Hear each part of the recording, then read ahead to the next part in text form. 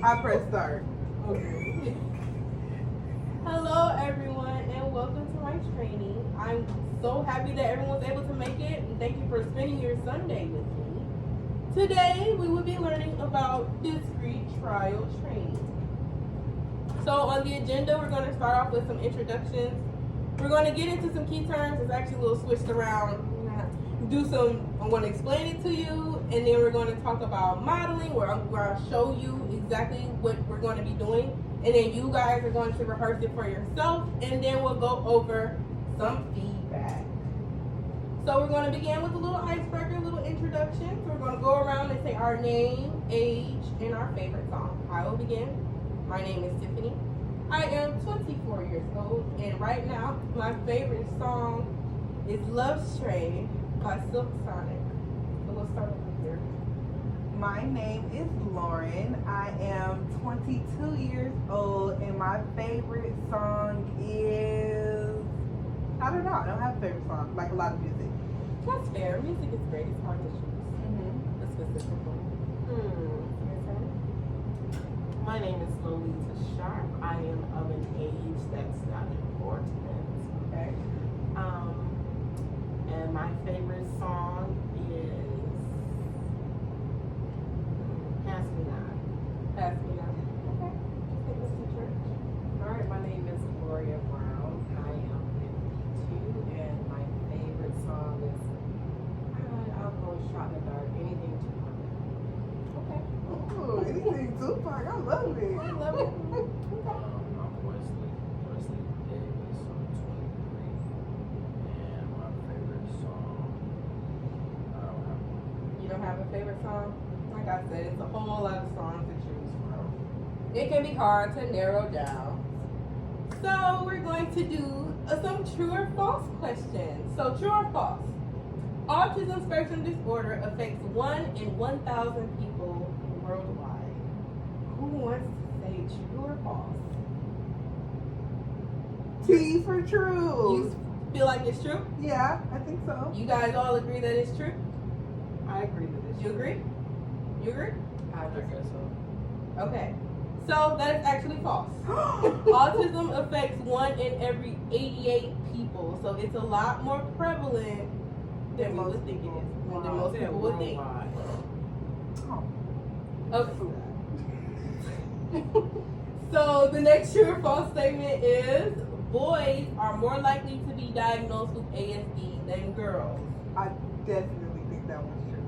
That is definitely true.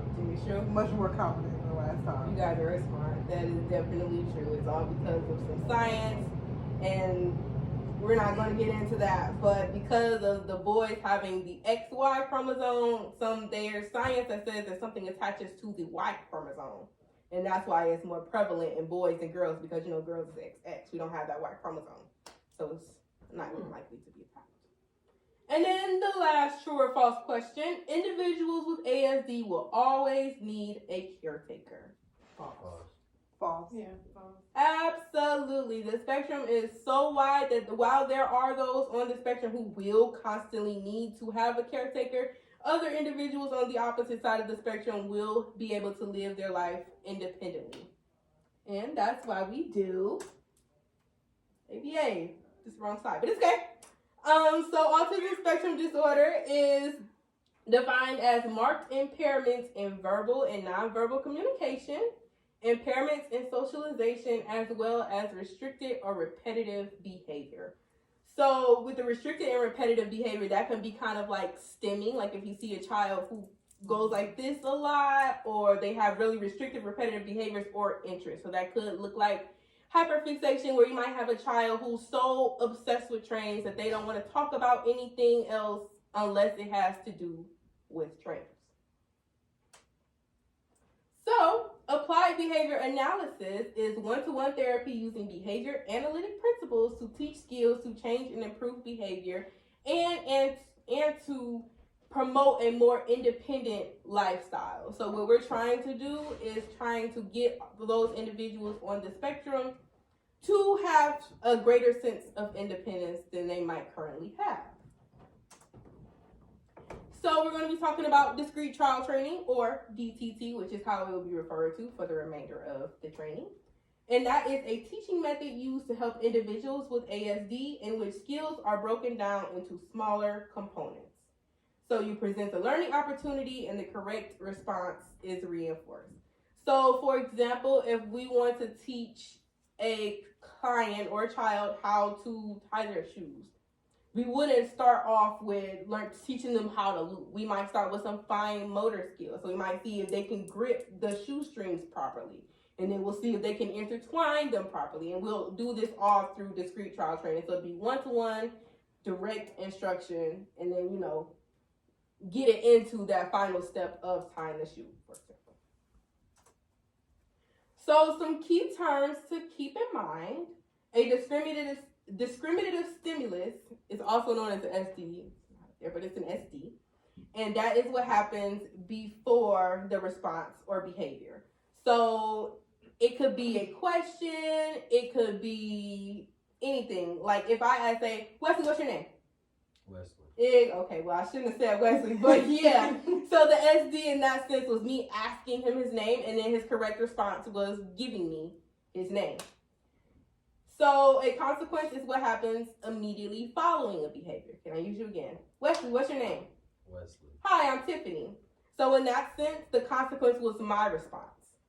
So it started with the SD, which is me asking him a question, his response, and then the consequence was I responded. That was the consequence in that situation. A stimulus is literally anything in the environment. It can be physical, it can be auditory. Me speaking is currently a stimulus. This bar can be a stimulus. Literally anything that you can hear or touch is considered a stimulus in your environment. A reinforcer is the addition or removal of a stimulus that increases the likelihood of a target behavior. So basically that's anything that you can give to someone to ensure that they'll engage in that behavior in the future. So can anyone think of an example of a reinforcer that is used in our everyday lives? Phones. Yes. A phone is a reinforcer because you get a bunch of information, and when you're using your phone, you're like, oh, I want to keep using it because you're getting access to all of that information. Another popular reinforcer. Oh, I'm sorry, go ahead. no, you can go ahead. What did you think? Like food. Food is considered a natural reinforcer. You're absolutely correct. That's good. The most well, I'm not going to say the most popular, but a popular one is money. Especially when you go to work and you know that you're going to receive money. So in order to keep that money flow, you're going to go back to work. So that money ensures that you go to work. So with an average DTT trial, you're going to have the SD, that's that discriminative stimulus. Then you have the response, and then the consequence. So for example, if I say hello, and they respond hello, the consequence would be yes, nice job. I'm giving them social praise or just compliments on whatever they did as the reinforcer.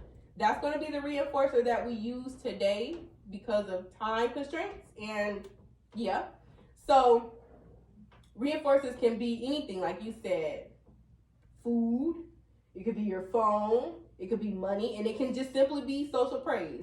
So right now it's going to be social praise. So in the case of an incorrect response, you can use an error correction procedure. And in this error correction procedure, after the client says the incorrect response, you would say like, let them know that it's wrong, and then present 2 to 3 distractor trials. Distractor trials, you want to make sure that it's something that the child or client knows. So most common one would be like vocal imitation or motor imitation. And then you would represent the trial.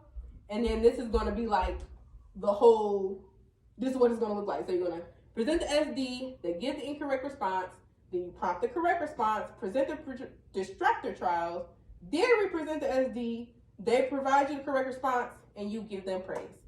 So, Lauren, would you like to be my participant, my example? Sure.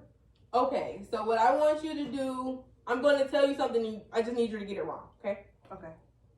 Touch your nose. Oh, touch your nose. Good job. That's touching your nose. Do this. Do this. Oh, that's good. Do this one. Nice job. Touch your nose. Good job. So as you see, I followed all of these steps as an error correction procedure to ensure that they are actually learning that skill. Do you have any questions thus far? Anyone? No. Yes? I do. The error correction thing. Mm-hmm. What is a distractor? You called it something. A distractor trial? Yeah. That is just so that I can take your mind off of the original SD that I presented to you. So like if I tell you touch your nose and I show you touch your nose and you do it and then I immediately go and say it again, you're just going to do whatever the last thing that you did. And that's what happens in a lot of our clients. A lot of our clients kind of struggle with responding and they'll do what we call like rote responding, where they'll just go through. I can say touch your nose and they might be like touch your nose, touch your nose, touch your nose, because at this point they're just looking for anything that will render a correct response. So we do those distractor trials so that they can just take their mind off of it to ensure that they're actually learning it. That was a good question. There are also other prompting procedures that can be used, but for the sake of time, we're not going to get into all of the different prompt levels. So, some additional tips are to use clear language and tone to indicate if a response was correct or incorrect. So, for instance, when I told you to touch your nose and you touched your head, I'm not gonna be like, oh no, that's not the right answer, because it's kind of the same tone as, oh, good job. And so because of the language barrier that some of our clients may have, they might look for that tone instead of the actual language and the actual words that you're saying. So if you got it wrong, I'll be like, or just make sure you like flatten the tone, or just make sure that the tone is different from being correct and incorrect. Even though your words are gonna be different, be sure that there's a change in tone as well. Give the client about 3 to 5 seconds to respond independently before prompting. So prompting will be that error correction procedure that I just gave you. So like when she went to touch her head, I wasn't going to just, like if she, how do I put this? Okay. So I'm going to give you 3 to 5 seconds to respond. I'm not going to say, touch your nose, touch your nose, and immediately prompt you to get that correct response, because I want to give you proper time to think about what I said, to process it, so that you can execute the action correctly. And then if the prompts were used, the trial would be considered incorrect. So when I just did all that with you, with the nose and the head, even though you ended up getting the nose right at the end of the trial, in terms of marking a response correct or incorrect, we focus on that first response. So because her first response was incorrect, then that entire trial is going to be incorrect. And though that was a whole lot of steps that I showed you, that still constitutes as one trial. Does that make sense to everyone? Mm-hmm. Okay, cool. And then we're going to be collecting paper data. I have some data sheets here. With DSD, you're just going to find this or touch this, and I have the item written down, and you're going to use a plus if they got that question correct, and then use a minus if they got it incorrect. Now it is your turn, so I'm going to pair you guys up. We're going to go Wesley and Gloria, and then Lolita and Lauren. So, well, first I'm going to show you. Wesley, since you're right here, we're going to use you.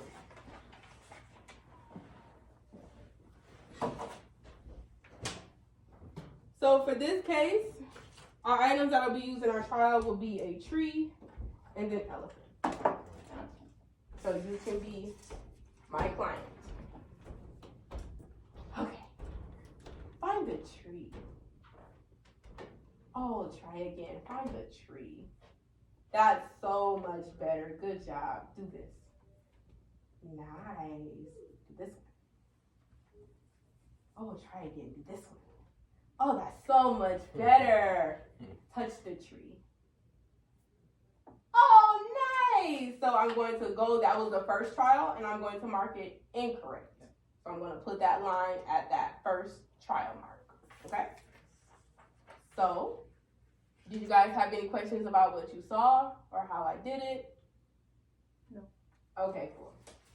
So, the tree and the elephant will stay here, and then this group will have the cards and the glue. We're going to do 5 trials. 5 trials each. So for the first set, Wesley and Lolita, y'all are going to be the therapists. Gloria and Lauren, you guys will be the clients. Okay? So here is your data sheet. And there is your data sheet.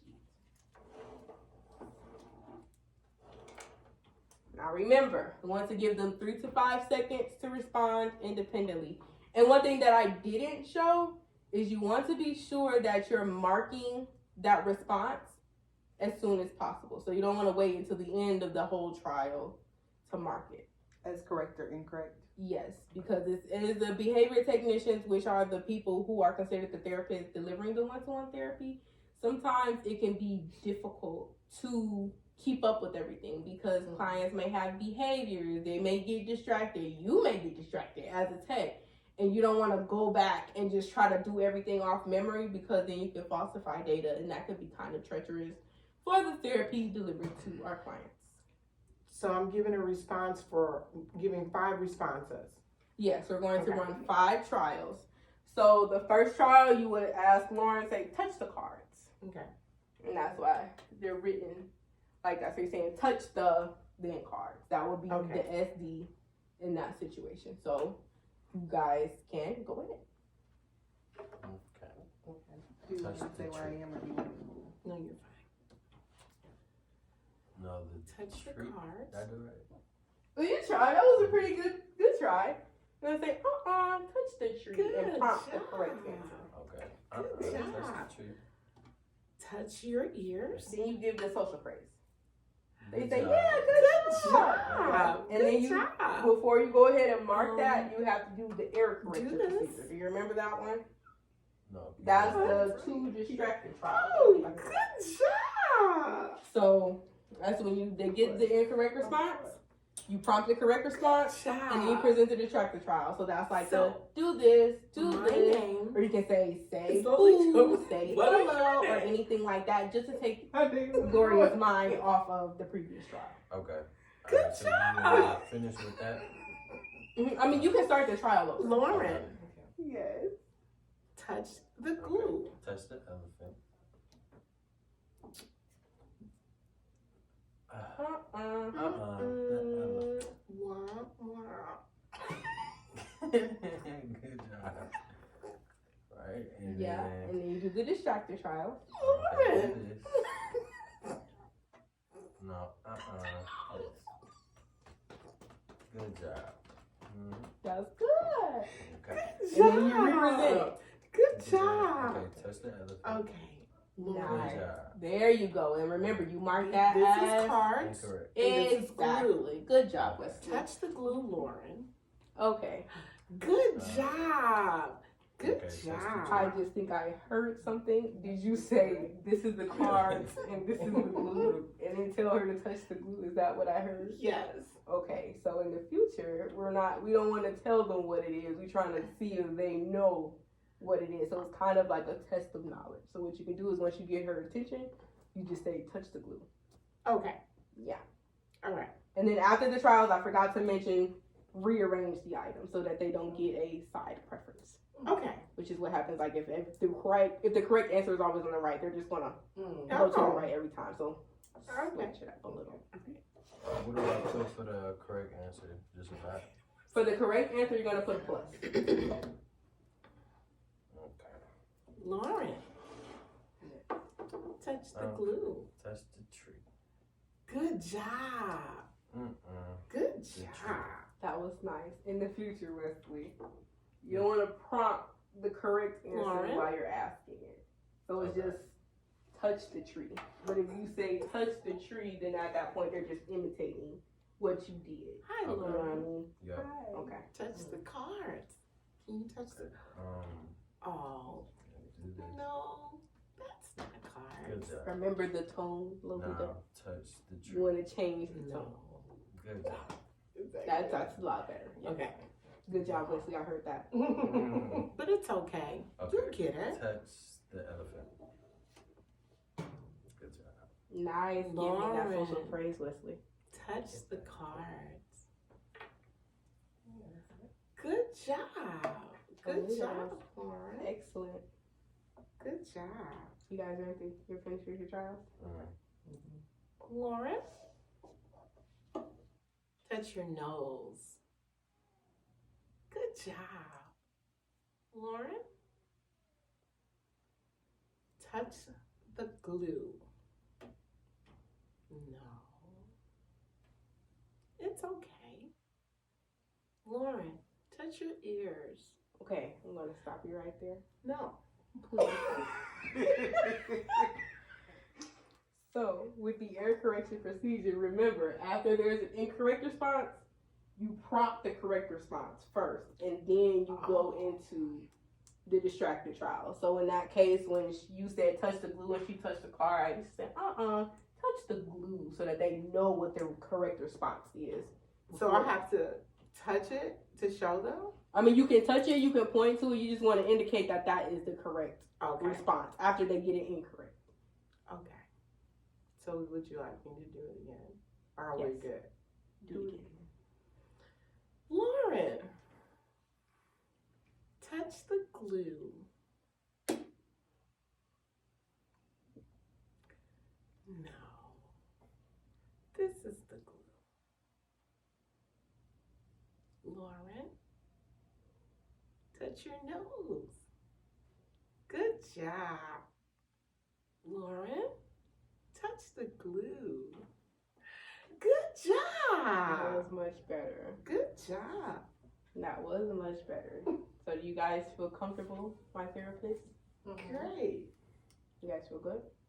Yes. Okay. Now what I want to ask you to do is flip your data sheets over.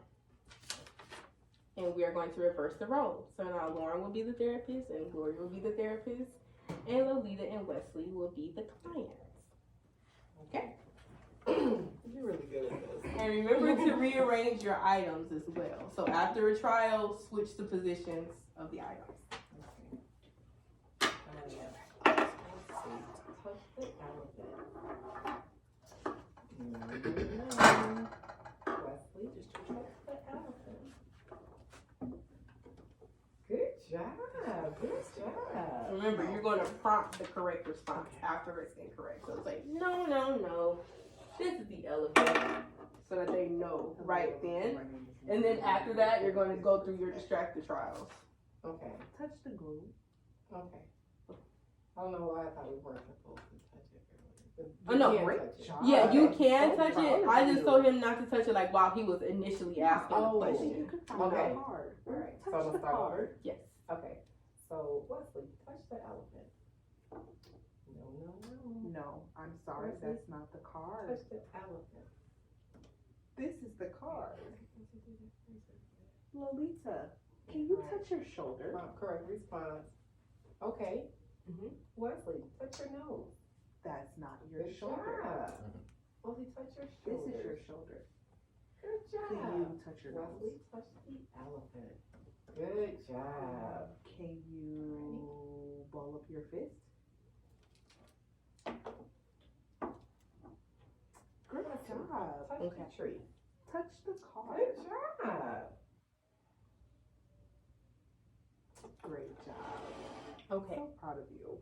So Lauren, Yes. Wesley. when you were presenting it, you want to, well, I mean, you can do the receptive, so like Tree. ball your Good fist or job. touch your Good nose. job. But I mean, it's, Wesley. I'm not going to say it's better, but depending on the learner, you can do imitation. So Wesley, touch do your nose. this, do this, so Okay. that they're imitating Touch what the you're tree. doing. Okay. Good job. Nice rearranging the items, Gloria. Touch the card. Wesley, touch the tree. Good job. Nice immediate reinforcement. I love that. You're doing so great. Oh, that was beautiful social praise. Wesley, touch the tree. Where's the glue? Oh, touch the glue. Wesley, touch the tree. Good job. Touch your nose. No, that's Wesley, not the glue. shake your This is hands. the glue. Do this. Wesley, wiggle your ears. Great job. Wesley, Touch the glue. touch the tree. Good Great job. job. That was excellent, Gloria. All Lauren, that right. was really We good. went through our trials. Yes. Lolita, touch the glue. You're such a smart cookie. Great job. Excellent, excellent. You guys seem to have a pretty good handle on it. Overall, the social praise was absolutely amazing. I liked how you guys provided it immediately, and there was no like break in time between the correct response and the praise, because we want those two to be paired immediately, like as close as possible. You guys did very well with rearranging the items. The error correction procedure, you guys did well after I gave you the feedback to ensure that you guys are doing it correctly. And overall, you guys will be great behavior technicians implementing discrete trial. Training. Absolutely! I'm glad that Lauren remembered that the last T in DTT stands for training. Okay, are there any questions? No. Okay. I do have one question. Okay. When you're switching it, do you switch it right in front of them? You can, or you can make it private. It's really up to you and your preference. Sometimes you have no choice but to do it right in front of them, because like I said, for the time constraint, we only have 2 stimuli, 2 items in front of the learner. But this is like a smaller component, Okay. and then it will get bigger to where there may be 4 items, and there may be 10, and then like I was explaining to Lauren earlier, it might be where you have to get up and go find something. So this is a skill so that they can discriminate what's right and what's wrong, depending on the SD that you present to them. Okay. The only reason I ask is because if you're doing it in front of them and they repeat things, I thought maybe they'd come behind you and do this. Just to imitate you. Yeah, but we would just kind of ignore that behavior. So in the case that, like, let's see, let me show you. So if I did this, right, and then you try to move it back, I may remove the items and then put them back in the position that I had them in and repeat the trial. So that they can, So it doesn't feel like a game. exactly. We want them to have fun, but we need them to understand that we are learning, and this is a learning environment. What's a typical response if I'm not getting it right? Do they get frustrated, and how would a therapist respond to that? So a lot of DTT, they're going to have different schedules of reinforcement. So with the schedules of reinforcement, that is like how many questions are asked and how many reinforcement opportunities are presented at a time. So for instance, in my clinic, it's typical 5 minutes of DTT and then 5 minutes of NET. NET is naturalistic environment training. So what that is you're kind of following their lead and they're just having fun. And then most of the time they're like a playroom or like a sensory room, just something where they can be enjoying themselves, but you will still present them learning opportunities. But in the case that a client does get frustrated, it is best to take a break, because we want the client to learn, but we're not trying to upset the client. We don't want the client to be where this is aversive or where they just don't want to do it. And it becomes more punishing, and where they're like, oh man, I gotta come in here and I gotta do this, and it's kind of negative. Yeah. So that's what you would do. It's most of the time on the schedule. And those schedules they alter and they differ depending on the client, depending on the level of frustration. But the behavior analyst, that's something that they would kind of decide in the beginning. And a lot of times those schedules are shaped up. So you might start off with one trial and then you go have fun. And then after they get that good, then you might increase it to maybe 3 trials. And then you might take it from the trials to the time. Okay? That was a good question. got one That's last question, I promise. No, it's okay. So it's the expectation that if I've done my trial, the client, Mhm. completed my trial. Is the expectation that I come in tomorrow as the client and I would know what that tree is? That is the expectation. That is the expectation.